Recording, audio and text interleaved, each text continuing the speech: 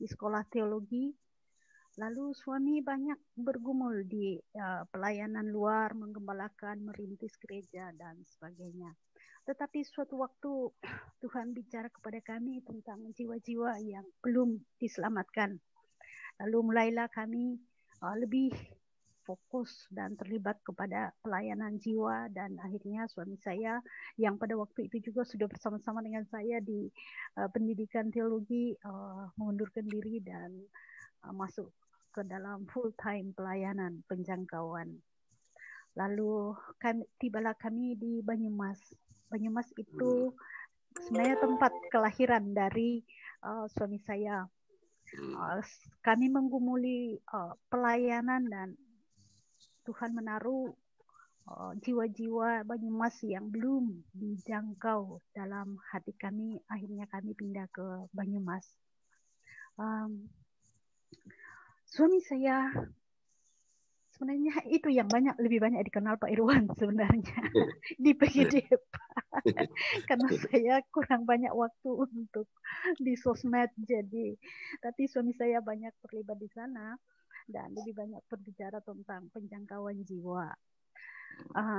Jadi itulah sebabnya kami ada di Banyumas dan kami merintis pelayanan di desa. Ya, sebenarnya kami terbeban kepada suku Banyumas karena memang suku Banyumas itu belum terjangkau.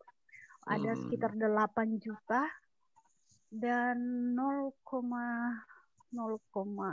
berapa persen yang percaya, karena yang banyak percaya kepada Tuhan di Banyumas adalah pendatang, artinya bukan suku Banyumas.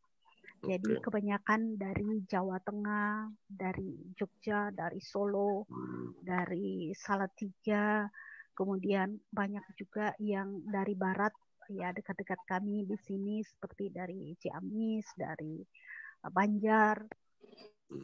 Itu yang orang-orang percaya yang ada di gereja-gereja sekarang di Banyumas. Jadi kami terus bergumul dan berdoa untuk Tuhan pimpin kami kepada suku Banyumas. Tuhan sudah buka jalan di beberapa tempat dan menjangkau jiwa di sekitar Sungai Serayu, Lembah Serayu, dan banyak korban-korban banjir di sana yang kami layani saat ini, dan kami mulai bersukacita dengan mereka, satu persatu mulai dijangkau oleh Injil dan mereka menerima Tuhan Yesus sebagai juru selamat. Kami sangat senang. Yes. Tolong tetap doakan kami untuk penjangkauan kepada suku Banyumas. Yes, amin. Ya, terima kasih. Selanjutnya sebenarnya yang saya menyiapkan sebuah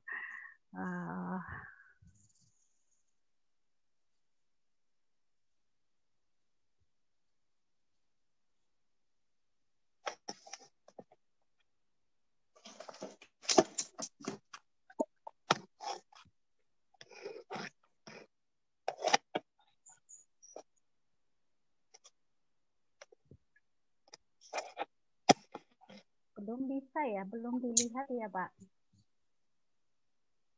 Sudah kedengaran suaranya. Ya sudah.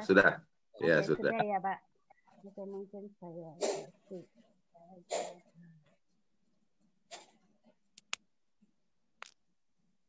Sudah bisa Bu.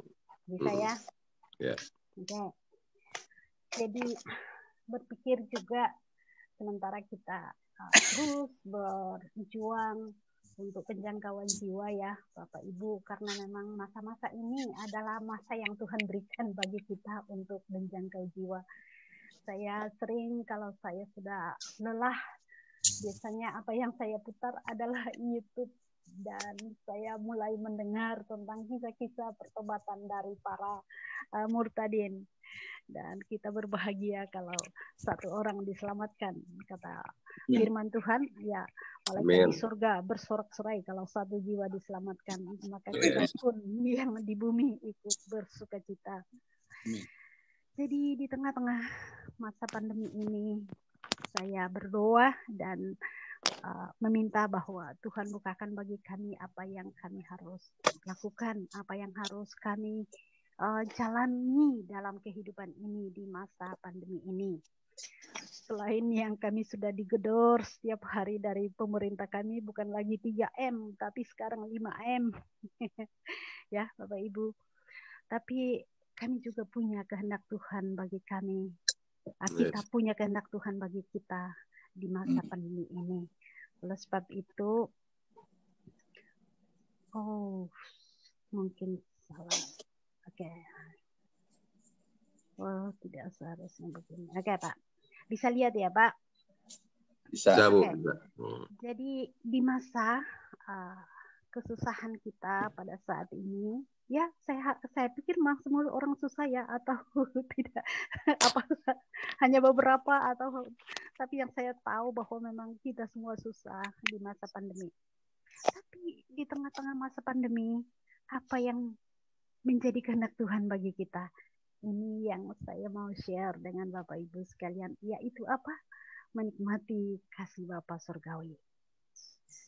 Amin. Di tengah-tengah masa pandemi ini, mari kita bersama-sama menikmati kasih Bapa Surgawi. Amin. Yes. Saya baru bergabung beberapa waktu ini dengan Kingdom Family, tapi saya sangat terkesan bahwa ketika saya pertama kali bergabung itu, kesan yang saya dapat adalah Kingdom Family menggaungkan, memberitakan berita kasih dari firman Tuhan. Oleh sebab itu, Tuhan juga bawa itu ke dalam hati saya, ke dalam pikiran saya untuk saya share hari ini bahwa kasih itu adalah berita utama Alkitab. Ya, kasih adalah berita utama Alkitab. Bapak-bapak yang zaman dulu masih pakai koran untuk cari berita, pasti cari headline ya. Nah, sekarang sih tidak ada koran mungkin, ya saya harap masih ada. Sering ibu saya yang sudah tua, umurnya 8, ibu mertua. Saya tinggal dengan ibu mertua saya di sini. Umurnya sudah 80 tahun. Sering cari koran kepada saya. Saya bilang tidak ada koran. Oke, Bapak Ibu, mengenai headline buku utama kita adalah kasih. Amin. Ya, kasih. Kalau kita membuka Alkitab kita itu dari Kejadian sampai Wahyu, maka memang berita utama yang diberitakan di sana adalah kasih. Saya tidak henti-hentinya, saya pikir saya sudah putar 2 kali itu khotbah dari Bapak Johannes, ya, yang saya pertama kali juga ikuti dari berita dari Kingdom Family itu tentang kasih Allah itu. Jadi kasih yang menjadi headline dari firman Tuhan adalah bahwa yang pertama dari Kejadian kita masuk dalam keseluruhan dari firman Tuhan itu sampai ke Wahyu, ya memang kasih yang diberitakan di sana. Jadi saya mengambil satu ayat di sana dari Kejadian. Tetapi Nuh mendapat kasih karunia di mata Tuhan. Nah, kita mengerti bahwa Nuh menghadapi masa yang sangat berat dalam kehidupan manusia. Yaitu apa? Air bah. Dimusnahkannya seluruh kehidupan dari dunia mereka, dari dunia Nuh. Kita tidak tahu apakah Indonesia juga sudah ada waktu itu, sudah jadi sebuah pulau atau masih nempel dengan pulau-pulau besar yang lain atau bagaimana. Tapi yang jelas bahwa Nuh menghadapi tragedi terbesar dalam kehidupannya, menimpa seluruh dunia. Tapi apa berita yang datang kepada Nuh dalam berita yang muncul itu? Sebenarnya judul dari pasal 6 di Kejadian itu adalah kejahatan manusia.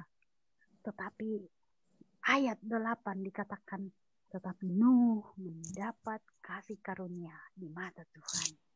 Wow.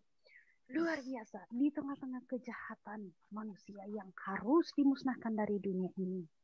Amin. Ada kasih karunia. Amin.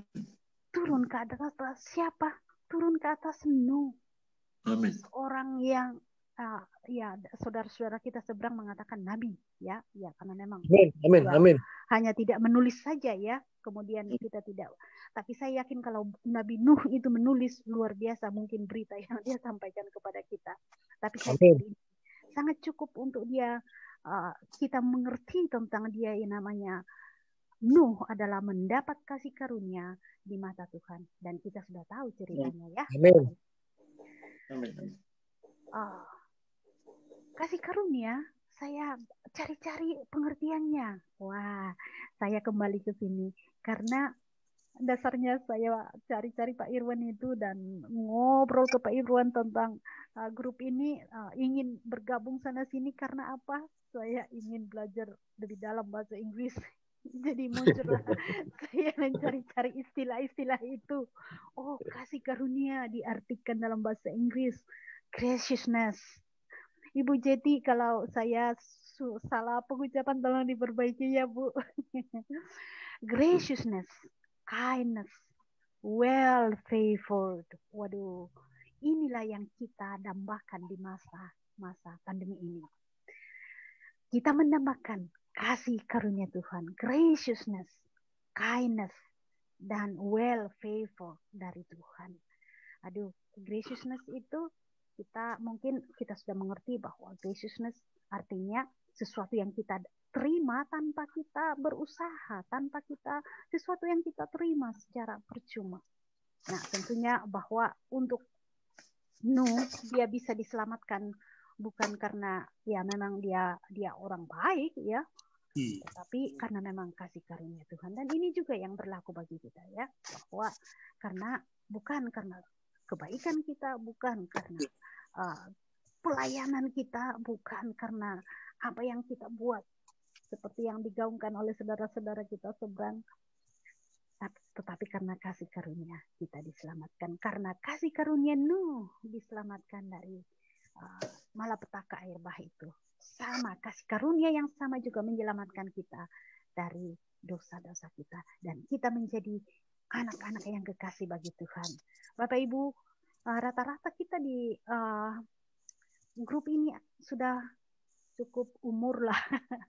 Ya, saya melihat ada Pak Bambang sudah pensiun ya, dan ada Bapak Kris tadi. Waduh, saya kagum dengan bapak-bapak yang sudah sampai umur seperti ini, karena ya saya yakin bahwa sudah selesai dengan diri mereka, sudah selesai dengan apapun yang menjadi yang dicita-citakan atau apa dalam dunia ini, semua sudah di tangan atau mungkin sudah ya dibagikan ke orang lain, dan bersyukur untuk kehidupan bapak-bapak dan ibu-ibu yang sudah mencapai umur-umur seperti ini. Berarti memang kasih karunia sudah dialami, dan kita sedang menantikan kasih karunia penyelamatan kita, penyelamatan dari pandemi. Hopefully, ya, harapan kita dan doa kita bahwa kita diselamatkan dari pandemi ini. Siapa yang tidak berdoa, ya? Tapi lebih dari itu, bahwa kehidupan dalam dunia ini, ya seperti inilah. Mungkin diancam oleh pandemi, mungkin diancam oleh sakit yang lain, ya. Kita yang sudah berumur seperti ini sudah ada sakit bawaan, tetapi ada keselamatan di masa pandemi kita ini. Kita akan diselamatkan dari masa pandemi, bukannya tidak memandang enteng vaksin, bukan, tapi kita tahu bahwa ada vaksin yang paling mujarab bagi kita, ya, yaitu darah Kristus bagi kita. Amin. Amin. Amin. Bersukacita untuk itu. Mazmur 5 ayat 7. Tetapi saya mengambil 3 bagian dari firman Tuhan untuk kasih Allah, yaitu Kejadian, artinya di awal dari firman. Kemudian di tengah itu adalah Mazmur, ya. Di Mazmur juga berbicara tentang kasih setia, Bapak Ibu. Tetapi aku berkat kasih setiamu, ini doa dari Daud ya, yang besar, aku akan masuk ke dalam rumahmu, sujud menyembah ke arah bait-Mu yang kudus dengan takut akan Engkau. Luar biasa ini.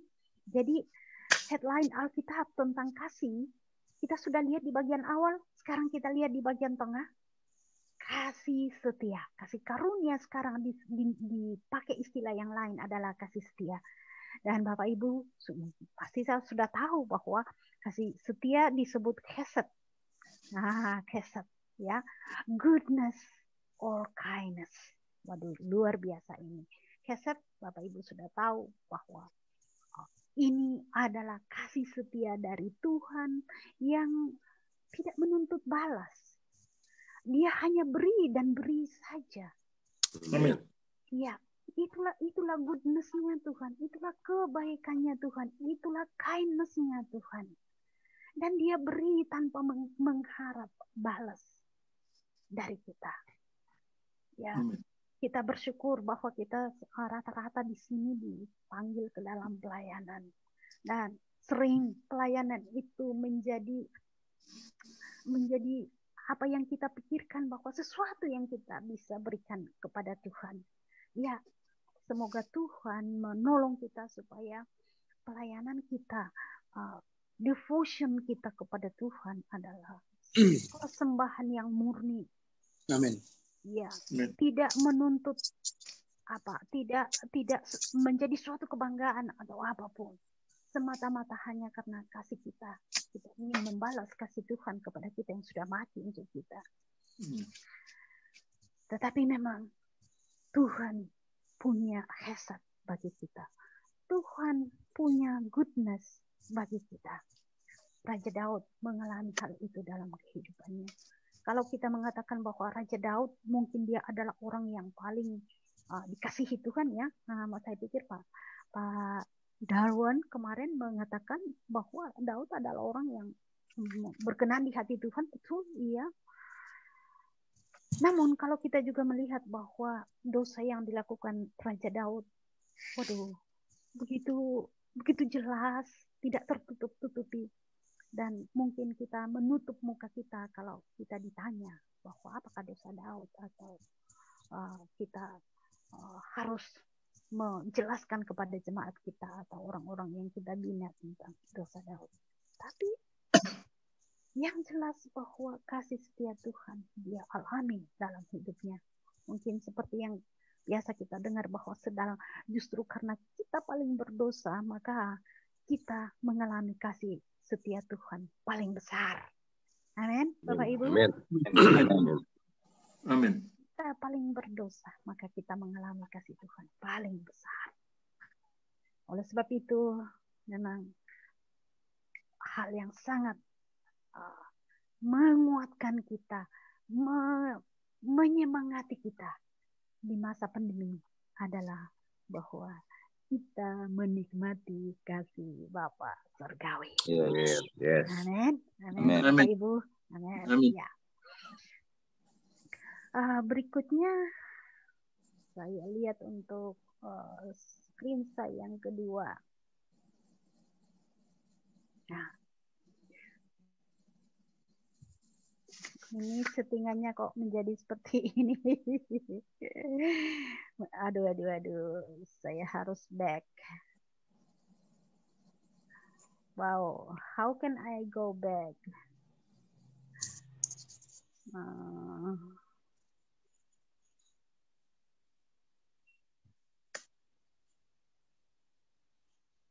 Jadi, bagaimana kalau go back ya? Saya belum terbiasa Pak menggunakan ini.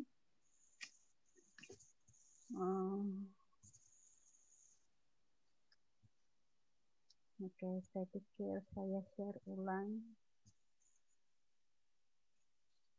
Oke, mungkin saya di sini saja. Bisa lihat ini Pak? Bisa Bu. Ya. Oke. Saya melihat ini bahwa kasih Allah adalah juga diberitakan di kitab paling akhir dari kitab suci kita. Di Wahyu, ayat penutup di Wahyu. Wahyu berapa Pak? Wahyu 22 ayat 21. Ini firman Tuhan sendiri, firman perkataan dari Yesus sendiri. Mengatakan apa? Kasih karunia Tuhan Yesus menyertai kamu sekalian. Amin. Amin. Ya, perkataan dari Rasul Yohanes, penulis dari kitab Wahyu ya. Jadi dia menjelaskan bagaimana kasih karunia itu. Sekarang dia pakai istilah kasih karunia seperti yang pertama tadi ya. Yang pertama adalah memang kasih karunia kepada Nuh, dan sekarang kasih karunia dari Tuhan Yesus. Luar biasa. Melihat istilah-istilah yang ada Bapak Ibu, ya, kata itu diterjemahkan adalah charis, grace, ya, grace. Dan ini kata yang sangat indah. Banyak orang yang mau memakai nama ini.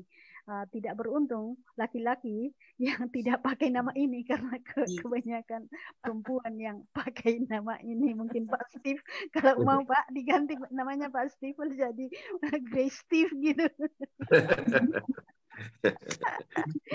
Karena menjadi nama favoritnya anak-anak Tuhan. Semalam saya juga melihat sebuah rekaman atau siaran langsungnya YouTube ya, seorang ibu yang percaya kepada Tuhan, kemudian dia dibaptis dan langsung melayani di GBI. Saya pikir dia di Papua, dia tidak mau memberitahu namanya, tapi kemudian dia memberitahu, dan nama yang dia berikan adalah Grace Natalia. Waduh, namanya sih pakai nama orang seberang, nama aslinya. Tapi kemudian dia dibaptis dan langsung diberi kesempatan oleh Tuhan melalui jemaatnya di salah satu GBI katanya Pak. Di Amin. mana? Ya, saya yakin itu di Papua, dan ibu ini melayani dengan penuh semangat, dan namanya Grace Natalia. Mungkin Bapak Ibu juga punya anak ya, Pak, punya nama itu ya.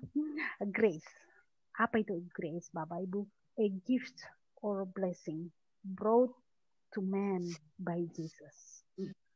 Jadi ya, saya juga belum pernah sih mendengar kata grace dipakai untuk yang lain ya, kecuali yang selalu dihubungkan dengan Yesus. Jadi memang apa yang kita terima dari Tuhan melalui Yesus Kristus, itulah semuanya grace. Amen. Blessing ya. Amin.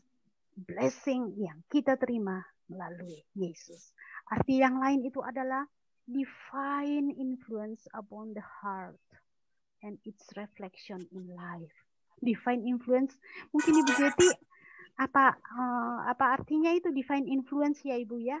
Maaf banyak interaktif ini ya Bapak. Sharing-sharing apa ya, pikir ini banyak sharing, jadi pengaruh ilahi kalau diterjemahkan secara kamus mungkin ya. Tapi saya pikir bahwa ini adalah apa yang Tuhan berikan kepada kita. Nah, di situ ada pengaruh, dan kalau pengaruh bisa berarti kuasa, ya. Jadi kuasa yang diberikan oleh Tuhan ke hati kita. Jadi ini menyangkut hati yang kita tahu bahwa itulah bagian terdalam dari seorang manusia, ya. Siapa yang tahu hati saya? Tidak ada. Suami saya tahu sedikit, tapi tidak tahu banyak.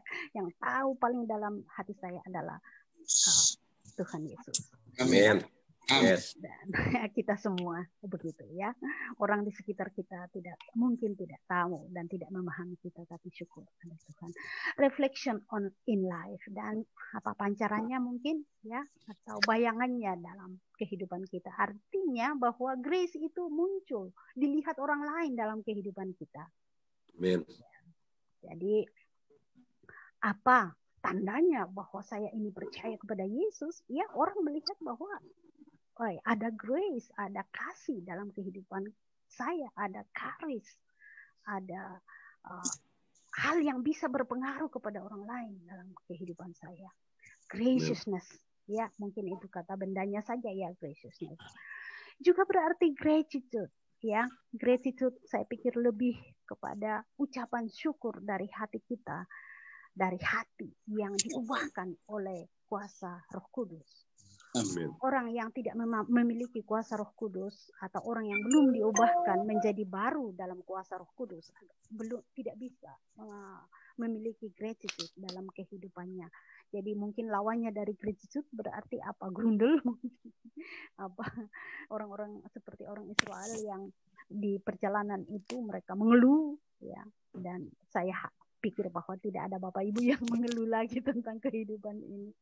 Sakit-sakit ya, dibawa saja sakit-sakitnya karena ya memang beginilah. Kalau kita sudah sampai ke umur ini ya bawaannya penyakit-penyakit yang memang menyertai tubuh yang seumur ini. A favor, dan a favor sesuatu yang kita lakukan untuk menyenangkan ya, menyenangkan orang lain, menyenangkan Tuhan, dan ini Tuhan lakukan bagi kita. Ajaib Bapak Ibu. Yes. Kadang-kadang kita bergumul terus, saya mau menyenangkan Tuhan dengan pelayanan ini, dengan pemberian ini ya. Tapi yang jelas bahwa Tuhan sudah melakukan favor lebih dulu kepada kita. Enjoy it. Mari kita menikmati a favor dari Tuhan itu, kasih karunia-Nya. Dan kindness adalah kebaikan, ya, kebaikan. Dan ya banyak lagu bahwa Allah itu baik, Allah itu baik. Lagu yang paling pertama mungkin diketahui oleh seorang anak adalah Allah itu baik. Dan saya harap itu ya, saya harap ini menjadi lagu kita juga di masa-masa seperti ini, ya, sampai kita menjelang pulang, menjelang pulang, ya, lagu kita adalah Allah itu baik. Amin. Allah itu kasih. Baik. Amin, amin.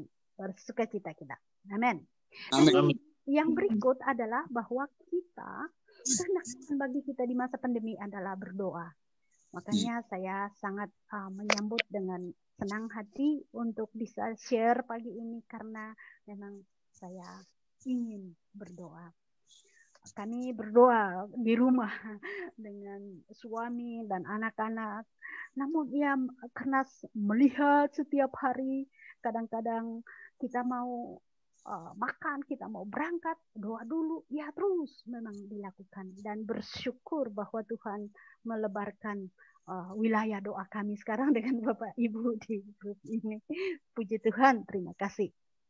Jadi mari kita berdoa. Doa adalah kebutuhan utama kita. Kapan pandemi saja, saya pikir tidak pandemi saja, tapi yang terutama adalah di masa pandemi ini adalah our main need, ya. Itu kebutuhan utama kita. Matius 26 ayat 41 mengatakan apa? Ya, berjaga-jagalah dan berdoalah supaya kamu jangan jatuh ke dalam pencobaan. Ini di masa kritis kehidupan Tuhan, ini di peristiwa di Getsemani, ya. Tuhan Yesus memberikan pesan. Tuhan Yesus menjalani dan mengajar muridnya, memberitahu muridnya berkata, berjaga-jagalah dan berdoalah supaya kamu jangan jatuh dalam pencobaan. Bapak Ibu, waktunya kan habis ya. Bagaimana kami selesaikan satu saja ini ya, kemudian saya selesai. Watch and pray. Watch adalah apa? Keep awake, be vigilant, ya. Jadi keep awake artinya melek ya Bapak Ibu ya, melek terus. Orang sini bilang melek artinya tidak tidur. Dan itu apa? Tugas dari seorang yang ronda. Orang ronda karena apa Bapak Ibu? Untuk berawas, untuk menjaga. Kalau kita dalam bahaya, kalau ada pencuri, maka inilah pekerjaan kita. Jadi orang berdoa ini tujuannya kita adalah untuk menjaga diri kita, keluarga kita, jemaat kita, orang-orang yang kita layani, bahkan bangsa kita dari bahaya. Oh, luar biasa bangsa kita dalam bahaya saat ini ya. Banyak yang mau menghancurkan bangsa kita, negeri ini. NKRI mau dipecah-pecah. Oh, kita lawan dengan doa. Amin. Amin. Ya. Mungkin juga ada pencuri yang mau datang baik ke dalam diri pribadi kita, dan biasanya ini adalah musuh kita ya. Itu adalah iblis nomor 1, tapi juga orang-orang yang dipakai oleh iblis. Kita berawas dan kita berjaga untuk menantang mereka. untuk menghadapi mereka. Pray itu juga namanya ekumai. To pray juga. Jadi doa itu hanya kepada Tuhan saja. Saya belum pernah berdoa kepada suami saya untuk saya artinya meminta. Jadi berdoa itu meminta ya, supplication atau juga nanti ya supplication, permohonan, tapi memang itu hanya diuntukkan kepada Tuhan. Hanya diajukan kepada Tuhan. Jadi supplication, mari kita memohon apa yang kita perlukan. Mari kita meminta apa yang kita perlukan. Kesehatan. Saya ingat bahwa sering Tuhan tiba-tiba membawa anak saya ke dalam pikiran saya. Dan saya berdoa jam itu.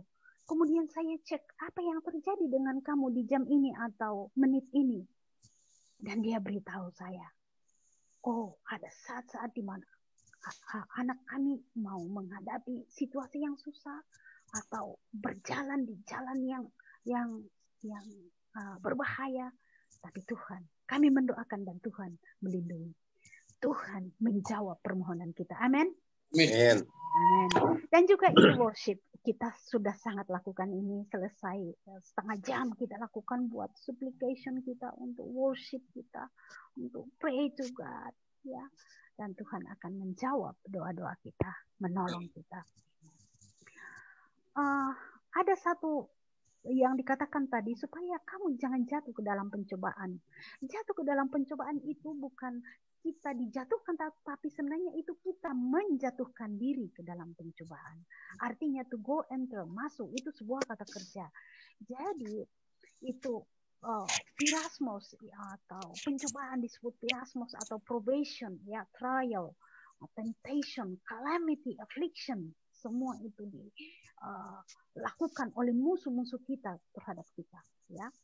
Tetapi juga ini dalam pengertian bahwa itu putting to proof, membuktikan benar kepada musuh kita, ya, bahwa kita akan setia. Kita setia kepada Tuhan. Sekalipun kita mengalami kesulitan, sekalipun kita mengalami pencobaan, kita tidak akan mundur. Itu putting to proof, ya. Dan itu dialami oleh Tuhan dalam kehidupannya sebelum dia melayani. Ya, pencobaan di padang gurun itu dia alami, kemudian pencobaan di Taman Getsemani itu dialami. Artinya bahwa sepanjang pelayanan Tuhan mengalami tantangan seperti ini. Itulah sebabnya dia pagi-pagi sudah berdoa. Karena dia tahu bahwa kehidupannya adalah kehidupan yang akan memberkati orang lain. Dan musuh juga tidak diam.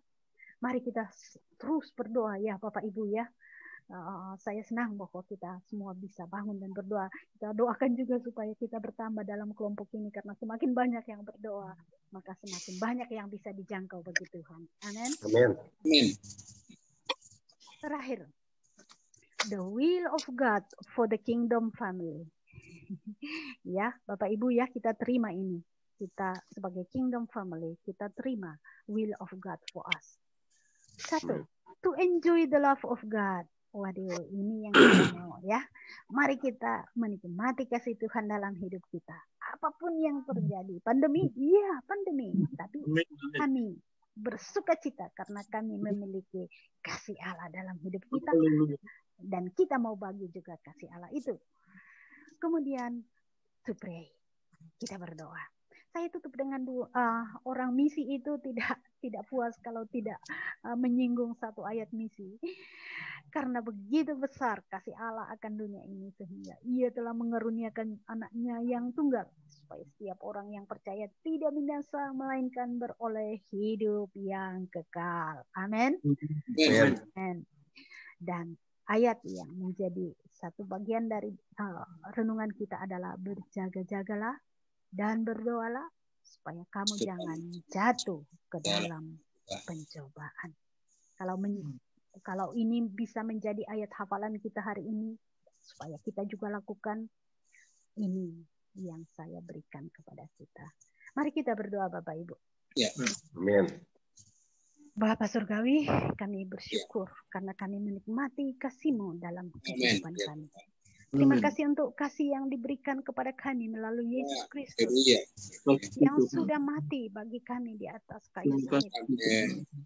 Sekarang Tuhan Yesus sedang menyiapkan tempat bagi kami di surga. dan berjanji untuk kembali menjemput kami. Sementara itu kami juga harus melakukan tugas-tugas tanggung jawab kami. Panggilan kami dalam dunia ini. Panggilan kami di masa pandemi ini. Dan kami datang dan bersyukur bahwa kami mau menikmati kasih-Mu. Kami juga dipanggil untuk berdoa dalam dunia ini. Berdoa bagi diri kami, bagi pekerjaan Tuhan. Dan yang terutama adalah berdoa bagi penjangkauan jiwa. Mari Tuhan tolong kami dalam kelompok kami ini, Kingdom Family, mau mendekatkan diri kepadamu, mencari wajah-Mu, mencari kehendak-Mu bagi hidup kami, bagi bangsa kami. Tuhan tolong kami. Terima kasih Bapa. Kami mengucap syukur di dalam nama Tuhan kami, Yesus Kristus, Juru Selamat kami yang hidup. Dan kami orang percaya berkata, Amin. Amin. Mari, terima kasih Bapak. Terima kasih Bu Tabita untuk firman-Nya luar biasa ya. Terima kasih. Pagi-pagi sudah pakai screen share. Iya, saya. Makasih juga untuk Pak Glenn nih yang sudah mengajak kita menghampiri tahta kasih karunia melalui pujian penyembahannya luar biasa. Satu hal saya diberkati renungan hari ini, ya memang gini, kebanyakan kan selama ini kaum karismatik atau pengajar-pengajar yang lebih condong kepada makmuran ya, teologi